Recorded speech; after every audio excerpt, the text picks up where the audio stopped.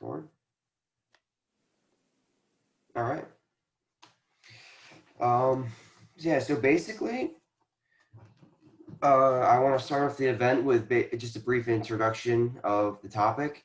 So, I want to talk about fate versus free will, what those two things are, and why I believe that free will is absolutely essential to our faith. And so,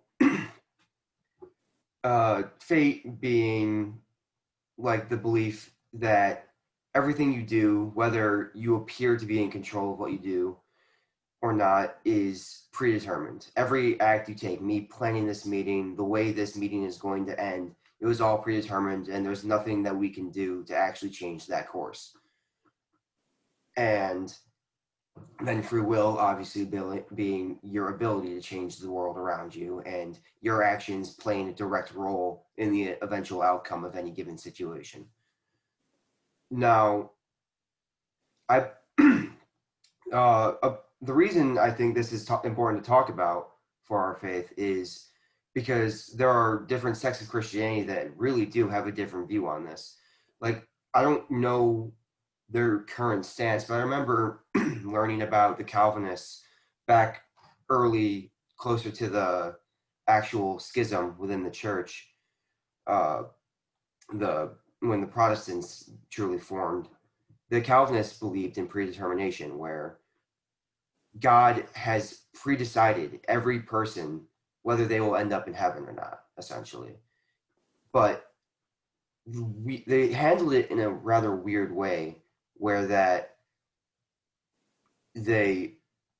you're still encouraged to behave morally, because the way you behaved basically proved whether or not you were pre-chosen to go to heaven. So it was like you didn't have any choice in the matter, and yet you still had to act nice or had to behave morally, because that's how you knew you were chosen to go to heaven. It was a strange, in my opinion, it's kind of a strange line of logic. But before I go into an entire spiel about this, I would like to open up the conversation to you guys and just hear your thoughts on uh, how you think either fate or free will play a role in the Catholic Church and our faith, in our beliefs, if you have any that you'd like to discuss.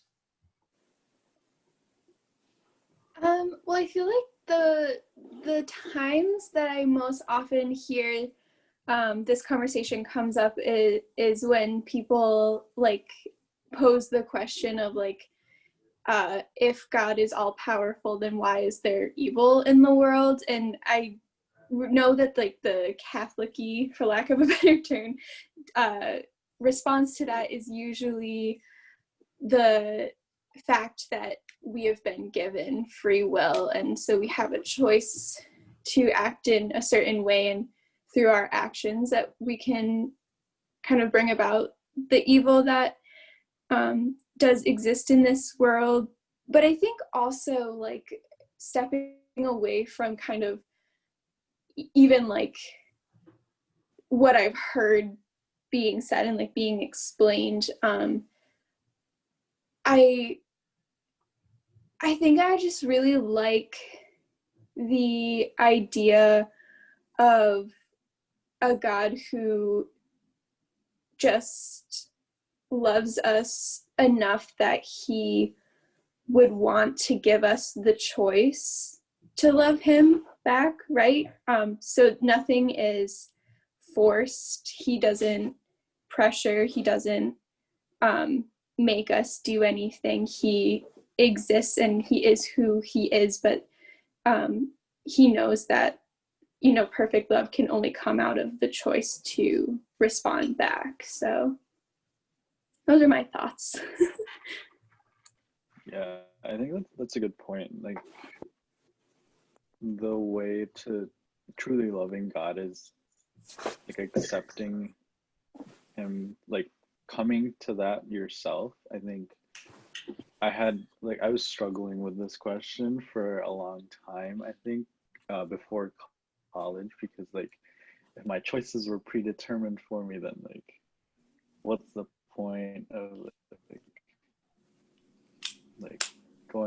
church and all of that. But I think free will like really speaks to when you come to your faith and really own it, especially like for for me, growing up as a cradled Catholic, like um, me choosing to uh, own my faith and accept it for what it is, I think gives me this sense that like, oh, like this is real to me and this has a deeper impact on my life.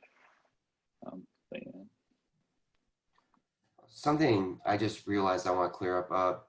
Can you guys hear me fine? I didn't think about that. Okay, cool. Just because if people are going to watch this after, I want to make sure I'm actually audible. Uh, yeah, you both touched on two things that are I find really important, and I want to get to. But I want to start by giving fate kind of a fair shot before I go against it.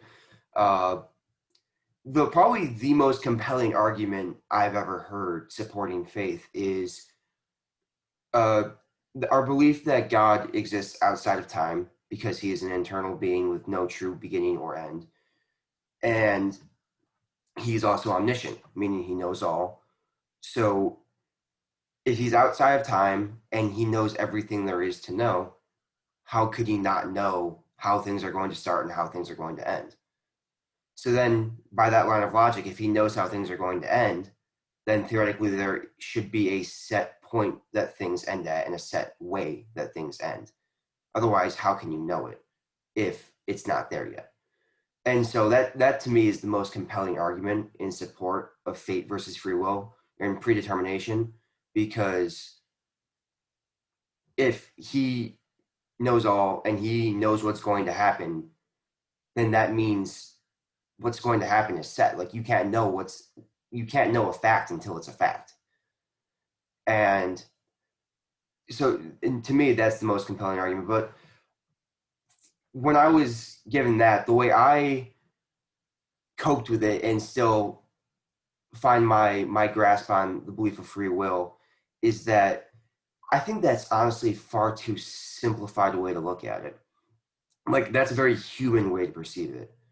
Like the way God can perceive and understand things is leaps and bounds beyond anything that we could do, any supercomputer we could ever create, any simulation, anything. For all we know, fate could or time could be an ever branching out spider web of possibilities where every single choice that each one of us makes in every single instant leads to a different branching, and God can perceive all of those and knows what happens if each of us make this choice at this particular point and knows where it will end up. But none of those are locked in stone until everyone like pushes the button, locks in their choice, and it actually goes through. So he can see all the possible endings. So he does know all that there is to know, but he doesn't necessarily know at which specific point it's going to end at until it does. Because it's not, while he is omniscient, he knows everything there is to know. That is not something to know yet. That doesn't exist. That point isn't a thing yet. And so that's how I've kind of come to grips with it. And that's, in my opinion, one of the better arguments against that argument of fate. And now to why this even matters. So as Catholics, why should we care whether or not we have a choice or not?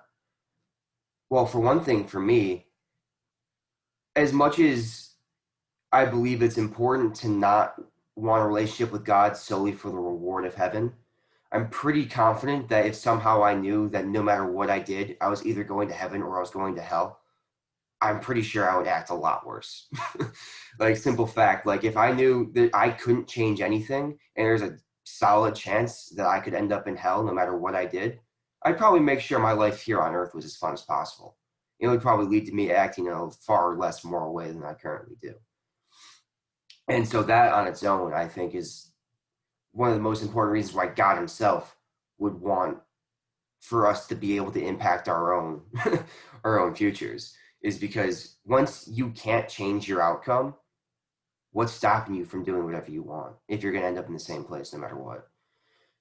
And then something Hannah touched on, which I really like, is if we believe that God loves us, then it's the next logical step that God would want us to have our own choice. God, if if you boil it down to simpler terms here on earth, if you love someone and your way of going about that is you lock them in a room, take away all of their choices in life, you're a psychopath. You're a lunatic. Like that's not love. That's obsession. That's oppression. Like you don't like. This can one of the beautiful things about this is this will branch out to a future topic I want to talk about the true nature of love. But I'm not gonna go down that path too much today. But basically, the true love of our relationship with God comes from our ability to choose to love Him back. And without that, it just becomes a creepy, oppressive, bizarre relationship. If God just said, yeah, you guys, I kind of like you, so you're coming with me, you're on my side, the rest of them can shoo away, and no one really has a choice in the matter. It's disturbing to think of it that way. Any person does that sort of thing, they're immediately written off as a creep. And it's pivotal to our faith. Like, if you can't choose your relationship with God, then what's the point? Like, you aren't becoming a better person by doing anything that you do. It's a there's no point in choice at anymore. But yeah, so that's where I'm coming from with that. So, you guys have anything further that you'd want to dive into? Maybe anything that I said ring any bells for you, or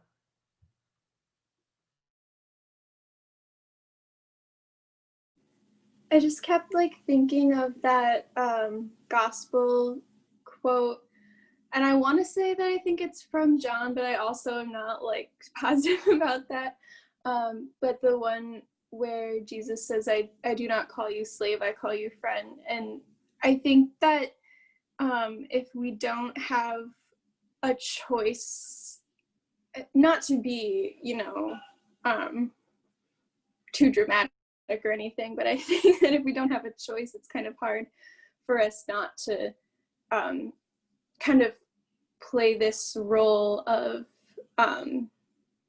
not having a more like flowing relationship with God, which is what I think of when he says like I call you friend, and rather having just more of a fear relationship with him. I don't know. I don't know if I have like any other further thoughts connected to that, but it just reminded me of that verse.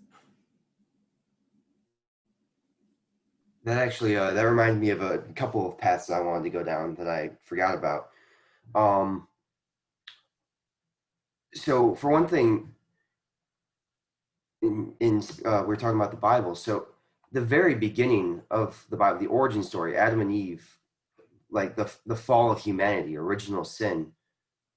If God was completely in control of us and wanted a relationship with us, why would He ever let humanity fall? Like, why would He let us become sinful if He had everything chosen? Like, what's the point? And then on top of that, why would He go out of His way to try and redeem humanity? When Christ comes down to earth, He tells people the only way to heaven is through me, through a relationship with me.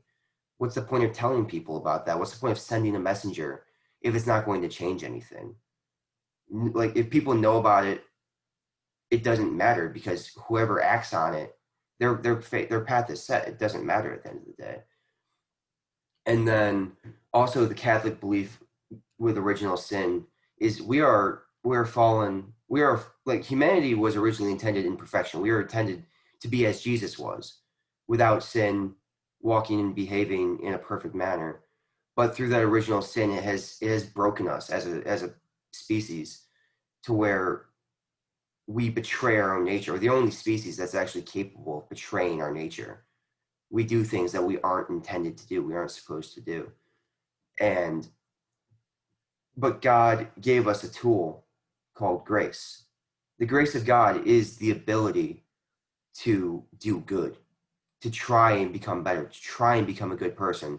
Without that, we are just the broken beings that fell back in the origins at the time of original sin. It's through the grace of God that He gives us the strength to choose to be better, to strive to be better, and to make good choices. What's the point of that tool if our choices mean nothing? Once again, like it's such a pivotal point of our faith that our choice matters. It it doesn't make sense. All the teachings, all the stories, nothing makes sense unless you have the choice to be better, the choice to be good, and the chance to have a willing relationship with God.